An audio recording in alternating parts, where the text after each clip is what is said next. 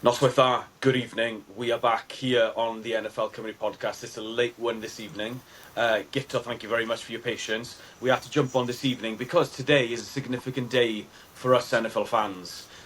Today signifies the beginning of training camp for all 32 teams. Gito, how sweet does that sound? Sounds good. Sounds good. We're getting nearer and nearer to September. All the teams are slowly joining in together. So gives us a good idea of what strengths and weaknesses we've got in each team coming with the upcoming season. So, yeah, a lot to progress in the next few weeks.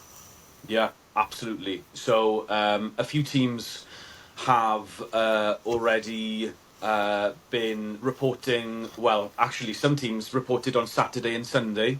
I know for a fact that the Dolphins' first training session is going to be tomorrow. And one thing I'd love to do, Gito, not sure about you, is I'd actually love to go and see a public practice one day. I'd Yeah. love to go to a practice session because that, again, that absolutely fascinates me. And you can because I love this part of the year because I literally wait every single day to see the breakdown of what happened, who made the plays in training camp every single day. The Dolphins have an orange jersey, which means who was the best player on that day, so they get the orange jersey for the next day. And obviously I'm sure teams do something very, very similar as well. So like you said, we're just looking at the detail now, and it won't be long. Well, I think we said on the last pod it's going to be only around 2.5 weeks, just under 3 weeks until the first preseason game on the weekend of the 10th of August. So it's going to be full throttle, fifth gear from now until then, and we're going to be here as often as we can to notify you of everything that's going around the league, and especially we're going to cross our fingers and hope that Zammit gets an opportunity this year to show how much he's been developing. Hopefully this is his second year in the system, although obviously Jacksonville have brought a completely new cast of coaches in, so we'll see kind of how similar the playbook is going to see. Hopefully, like I said, Zammit can place his mark very, very soon. This is going to be a shorter one this evening because we're going to carry on. If you've been following over the last couple of pods, we've been doing a mini-series ranking all the divisions, all the teams in every division in the NFL. So after today, this is our third episode. We are covering 2 divisions every single episode. So after today, Gito, we've only got one episode, so 2 divisions left. So we're halfway through. We started off with the AFC North and South. We've done the NFC North and South, and now today you decided that we are going to head back to the AFC and we're going to do the East and the West today. So, Gito, if you'd like to tell us which. Well, first of all, are we going to start? Do you want to start East or West? Should we save the suspense towards the end and go with West? Sure. Let's go for it. I'm very interested to see where you think the Dolphins going to end up, but we'll keep that for now. We'll start off with the AFC West. I think this is one of the most obvious decisions that we're going to make. Or is it? Well, let's see. I'm looking forward to it. Shall I begin? Shall you begin? After you. Chiefs topping the group. Mm-hmm. Aye, for days. This is where it gets interesting for me. Yeah, I've got the Chargers in second. Have you? Okay. I do. There's something telling me about the Chargers this season. I don't know what it is. It's a little tingle I've got, a little spidey senses that I think the Chargers will finish second. I think they'll be a little bit stronger than the last season. Broncos third, Raiders fourth. Okay. I agree with you with the Raiders finishing fourth. They have some talent on offense. Can't wait to see. new quarterback. Can't wait to Yeah. see Brock Bowers' second year. His rookie year was Yeah. historical for Yeah. rookie tight ends. Some are kind of waiting for that sophomore slump, as they say. That happens to a lot of second year players. It happened to CJ Stroud. We're waiting to see if it's gonna happen with, I don't know, Bo Nix or someone like that. We'll get on to the Broncos very shortly. So yeah, I agree. The Raiders. The only thing with the Raiders is obviously new ownership. Yeah. Pete Carroll is back, and I just, although I think he is an excellent coach, he builds a really, really good presence in the locker room. I think that the Raiders this year are going to struggle on defense. They've lost a lot of pieces. Max Crosby pretty much is their standout player on defense. I think they missed Christian Wilkins, former Dolphins, first round pick Christian Wilkins, that they gave a max contract to, 24 million a year. He's been out with a Jones fracture, which is basically he's broken his foot and he missed half the season. And I hear that there's been a setback in his rehab as well. So we're not even quite sure if he's going to be ready to start the regular season. They've lost Jones, their cornerback, James Jones. No, not James Jones.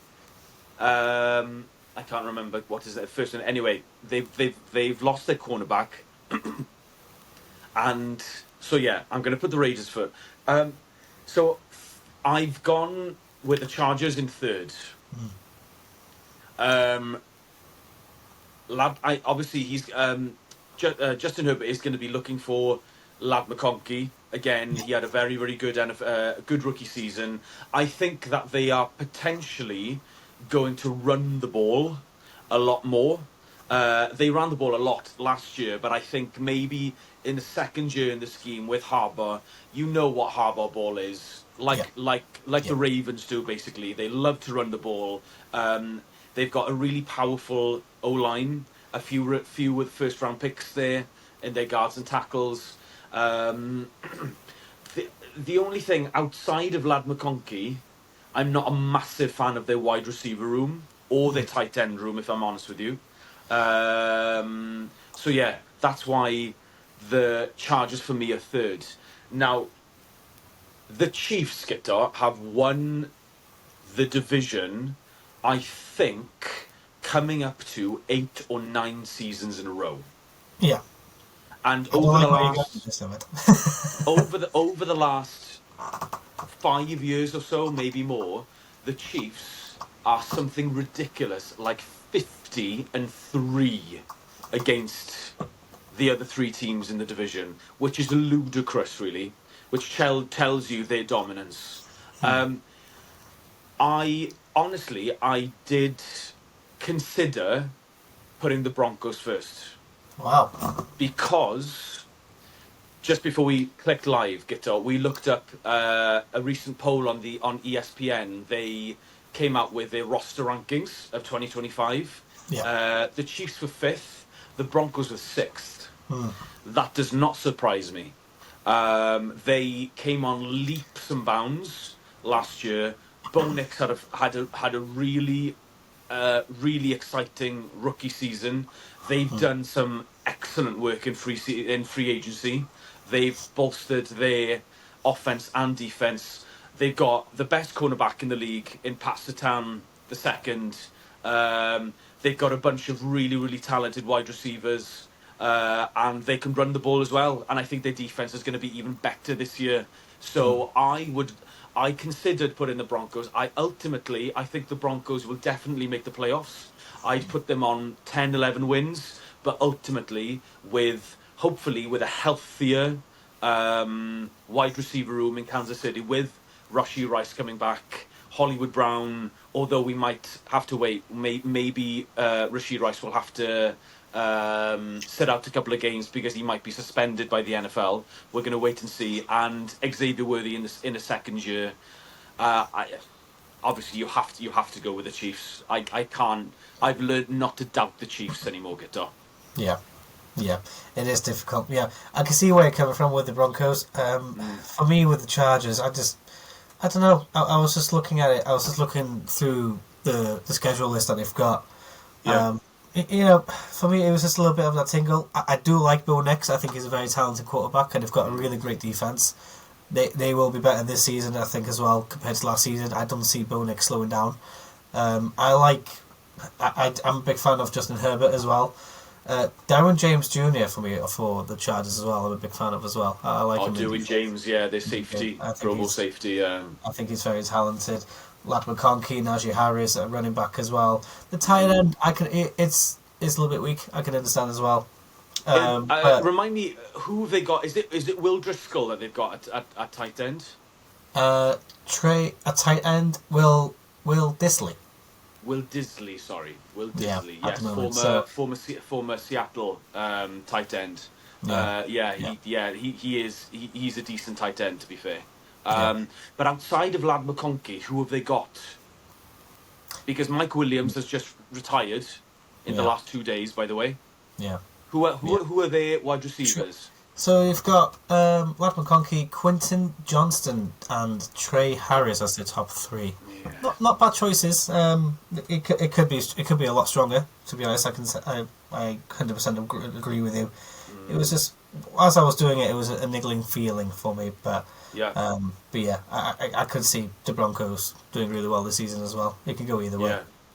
For me, I see the Broncos and the Chargers are on two completely different ends of the spectrum. Broncos are, for me, a very attacking-minded side, willing to throw the ball down the field. Even though Justin Herbert is very, very talented, I'm not as keen on Justin Herbert as other people are. I am nowhere near to put him in the top tier of quarterbacks in the NFL. I know a lot of people put him up there with Burrow, Lamar, Josh Allen, and Mahomes. For me, firstly, he hasn't achieved anything in his career. I don't think he's even won a playoff game. No. He has the arm talent. For me, he's very inconsistent in crunch time. He is prone to throw the odd interception here and there. And I think he tries to play hero ball a little bit too much. He basically what Josh Allen used to do two seasons ago. But obviously the arm talent is absolutely ridiculous with Justin Herbert. Whether the Chargers make it, like you said, into the playoffs this year wouldn't surprise me, especially under John Harbaugh. Like I said, Broncos, Chargers, that could easily be switched between second and third easily. But talking of the Chiefs, just quickly. Sorry, go ahead. I was just going to say, I think having Harbaugh as coach as well is giving it a little bit of extra confidence as well in him, to be honest with you. I think he's an exciting coach. Yeah, he is. His return to the NFL, absolutely, after winning at Michigan for so long. And just quickly, before we move on to the East, on the Chiefs, the only extension, we had another extension a couple of days ago. So the Chiefs have extended their defensive end, George Karlaftis. Really exciting player. Not quite a Pro Bowl player yet. He's not far away. Really good stats. Obviously, himself, Chris Jones on that D line gives the Chiefs a lot of stability. I'm pretty sure that he got more than 10 sacks last year. He's been really consistent since coming out of college, to be fair, as a first round pick. I think he was a first round pick anyway, 3 years ago. What's the detail? Do you have the details of the contract there, Gito? Yeah, it's a 4-year contract. 4-year contract, 93 million extension, with 62 mil guaranteed. It follows a trend. Big money for big players. We've seen a lot of it this week, the past couple of weeks. I think it's a premium position as well, isn't it? Defensive end, premium position. They're always going to get 15, 20 million plus a year. Karloftis, classy player, fair play. So there we are. It's interesting to see that that we do disagree from time to time, Gito, which Yeah. is I think is quite healthy. Okay, so before we end, shall we finish off with the AFC East? Yeah. I'm looking Go forward for to it. this one. What have you done? Yeah, I'm intrigued. I'm actually intrigued to see what your thoughts are. Okay. Bills top in the group. I That's the think easy one. that's an easy one. Yep. Bills top in the group. I think this is where it gets interesting again, actually. Okay. I've actually gone second with Jets, New York Jets. Have you? I think Okay. the New York Jets. I might be biased, but I'm a big fan of Justin Fields. I think he'll do really well. I think he's in the right environment this season, so Mhm. I think he's going to do really well. They've lost a couple of wide receivers, obviously, Devontae Adams, but he didn't really fit the mould of the Jets, I believe, when he got there. Even for half a season, it just didn't feel right. So, Yeah. which didn't work out for him. So I think that he's going to do really well. I've gone for while I was doing the fixtures, I've gone with Dolphins third and Patriots fourth, but I've got them both finishing on 7 wins. Mm. So I don't think any team will win less than 5 or 6 teams, 5 or 6 Okay. wins. But How many wins have you given to the Jets, by the way? 9 and 8. I can see that happening. I think it'll be a bit of a jump for them, but yeah, I see them winning 9 games this season. Bills, I've got them 14 and 3, and Dolphins and Patriots. The Patriots will improve. I think they will definitely improve. They will, for me, they do finish bottom of the group, but they're still on joint record with the Dolphins. 7 to 3, respectful for the Dolphins. To be honest with you, like you said, I went. Obviously, Buffalo is the clear division leader of the pack at the moment. Everyone, the other 3 teams have been trying for the last. I think they've won the division 4 years in a row, maybe 5. Yeah. So this is how I see the AFC East. Obviously, with my biased Miami Dolphins cap on, you've got the Bills, and then you could literally put the other teams in your hand and throw them in the air and see who comes down first. That's how I see them. I don't see much separation between the Dolphins, the Jets, or the Patriots at all. Honestly, it comes down to health. If Tua is healthy for a whole season, I do see the Dolphins finishing second.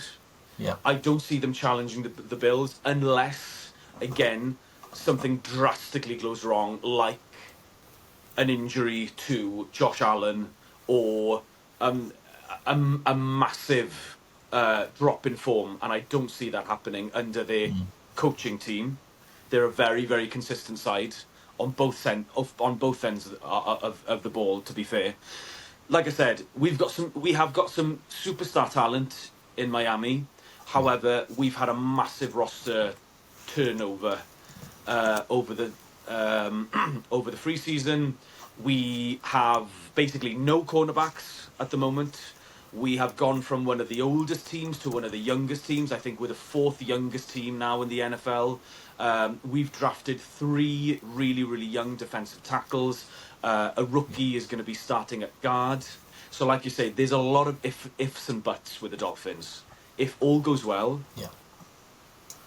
if you say the Dolphins finishes with 10 wins, I would be absolutely overjoyed.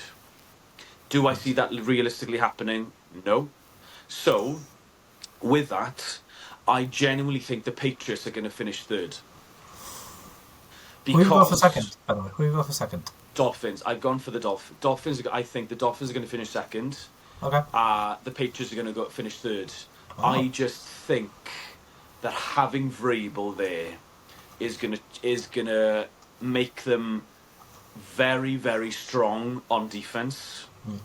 Drake May in his second year. They've signed Stephon Diggs, Milton Williams. The only thing that I don't trust about the Patriots is their wide receiver core. They've still got Hunter Henry at tight end. I don't rate their offense at all, if I'm honest with you. But their defense can be really, really spicy. Christian Gonzalez is one of the up and coming cornerbacks in the NFL. He's going into his second year. He lost half of his rookie year because he was out injured. But yeah, just something tells me with Vrabel there, the DNA in New England, I think that they're just going to be stubborn, and I think they're going to win at least 7 games, at least. Which leaves me with the Jets. The Jets, for me, is a team that's either going to win 4 games this year, and they're going to bottom out. Outside of Garrett Wilson, who's just had an extension a couple of days ago, I don't rate their wide receiver room. The talent with the Jets are on defense. Very, very talented defense. Sauce Gardner's just been paid. Jalen Johnson, Quincy Williams, Quinnell Williams. They've got a few Pro Bowlers there. They've got some excellent linebackers as well. So if Aaron Glenn can get the ball rolling, and if they can get back to the defense that they achieved with Robert Saleh 2 years ago, the Jets could even, like you said, would definitely jump the Patriots for me. So I think they're either going to win five games or they're going to win 9. I'll wait and see. I'm not sure of the fit with Justin Fields. Does this mean that the Jets are going to turn? Is there a little bit more emphasis going to be on running the ball? Breece Hall is still there. However, he's waiting for a contract extension. Is he going to hold out in camp? We'll wait and see. Braylon Allen is another running back that's behind him, who is a more physical back. Are they going to go smash mouth with that? And obviously the threat of Justin Fields. They've got Garrett Wilson.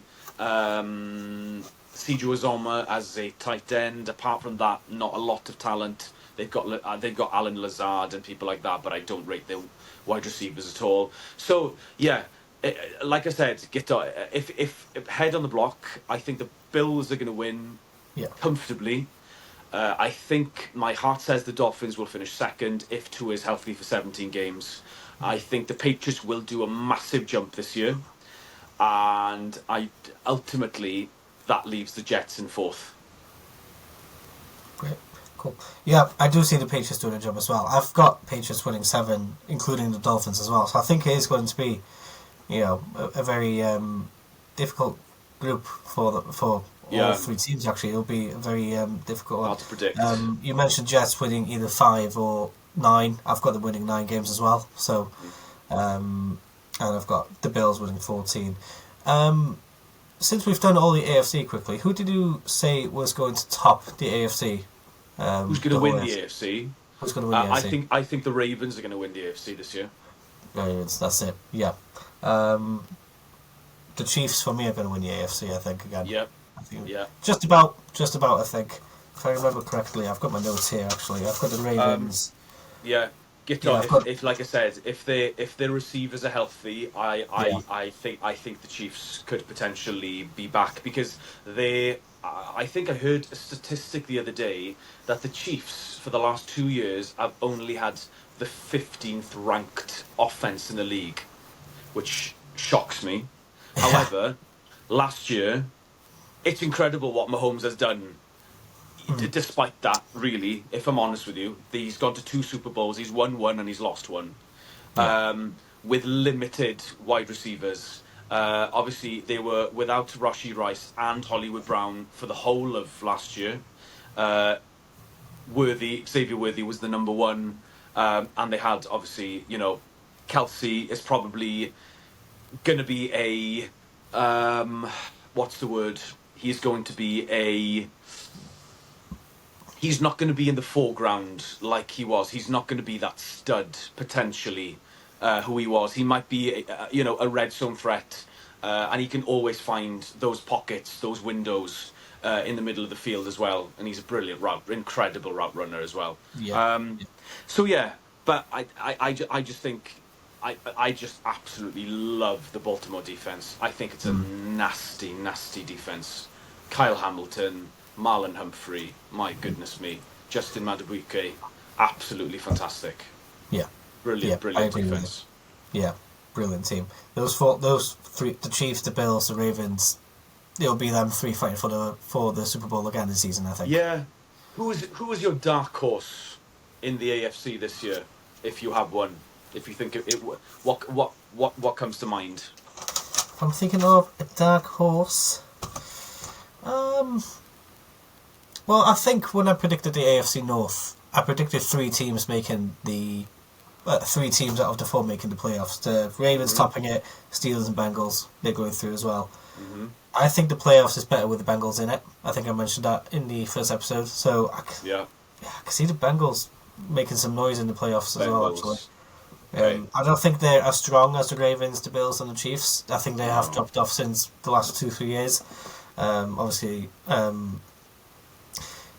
it's a bit of a different team as well. They've still got their wide receivers. They've still got Joe Burrow. I'm a big fan of Joe Burrow. So, but I can see the Bengals that create a little bit of noise in the AFC. Okay. Yeah, I agree. That Burrow Chase connection Yeah, goes back to LSU and college. yeah, yeah. It's unlike any other at the moment, if I'm honest with you. It is. Uh, Yeah. and add T Higgins to that is ridiculous, is ludicrous, really. Mm. But like we keep saying, Guitar, we wait to see what if their defense turn up. Finally, Exactly. they've been waiting for the defense to turn up for the last 2 seasons, and they haven't. So Look they've at been this. basically they've been outdueled. That's what's happened to the Bengals. They might score 35 points a game, Yeah. but the They're problem looking is to yeah. their Yeah. defense leak too many points. Yeah. So for me, my dark horse for the AFC this year are the Denver Broncos. Mm. I Yeah. think Sean Payton has done extremely well to turn that organization around. I just think back to the 2023 season, Guitar, when the Dolphins put 70 points on the Broncos that day. And I know that was an anomaly. And I never thought that I'd see a day when the Dolphins would score 70 points, but there we are. To a massive turnaround. The Peyton came in. They did the brave and the expensive decision of getting rid of that Russell Wilson. They paid, and they're going to be paying for it for a couple of years with dead cap money. Yeah. However, they took the hit and they moved on. Clearly, they drafted an extremely talented quarterback in Bo Nix. He's a bit of a gunslinger. I love Cortland Sutton, their wide receiver. Some fantastic. Obviously, Pat Surtain was the Defensive Player of the Year last year. They've got some brilliant pieces on defense as well. With a Sean Payton side, you know that they're going to be very, very well coached, very Yeah. well coached. Mm. And they've drafted really well as well. So for me, I see the Broncos, although not winning the AFC West, I see them potentially going on the road and they can surprise someone. I think. I love it. I love it. Yeah. Yeah. So there we are. I love So that leaves one more episode, 2 divisions to go. So Yeah. next episode we will finish the series with the NFC East and the NFC West. 2 absolutely high-flying divisions there as well. Yeah. Powerhouses. You know, Yeah. Eagles, Commanders, and then you've got Rams, Seahawks, 49ers, Cardinals. Oh yeah, juicy. Yeah. Really, really nice. Cowboys, Really Giants. Yeah, it's gonna be good. Yeah, Cowboys Giants as well. So yeah, no, that's can't wait for that one.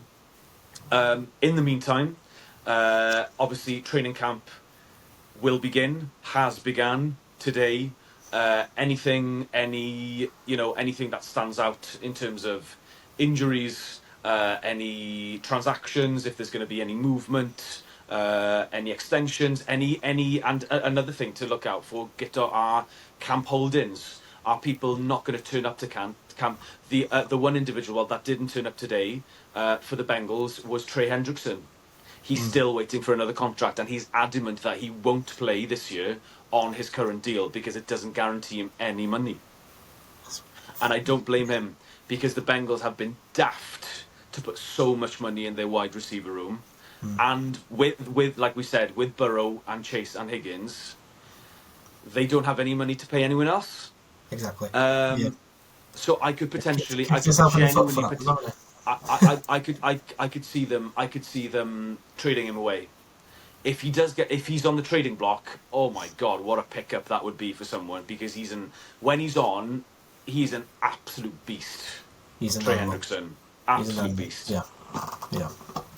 So camp holdouts, that's another interesting one. And by the way, Gitar, do you know how much an NFL player gets fined if they don't turn up to training? Is it $5,000? Or more? $50,000. 50,000. 50,000. Turn up. That's all. However, a lot of people do this in order to get more money in the long run. That's what they do. But they're fined $50,000 per training session that they miss. If you turn up to the building but you don't participate, you don't get fined. So that's all they need to do. And a lot of players do this. They turn up to the building. They do maybe some individual drills, but they don't take part in team drills. But they don't. They're still there, so they can't be fined. That's what a lot of players did last year. That's what Tua did last year before he got his extension. A lot of people are going to do the same. So we'll see what happens. We'll see what happens with that. But there we are. NFL can be very toxic, can it, for players? What? Sorry. It can be very toxic for players, can it? For Yes. players and contracts, it can be very messy. It's not.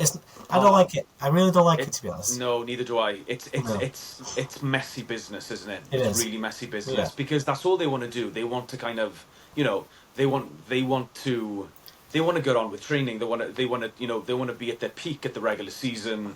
They want to make sure that they have enough reps. That they know the playbook inside out. They just want to concentrate on football. They don't want to have this distraction of having to call your agent every day or maybe have meetings with GMs and owners about contract disputes and things like that. So I can imagine it's very, very stressful. But then again, when you're talking about this amount of money, this is generational wealth where you can make sure that your kids are taken care of.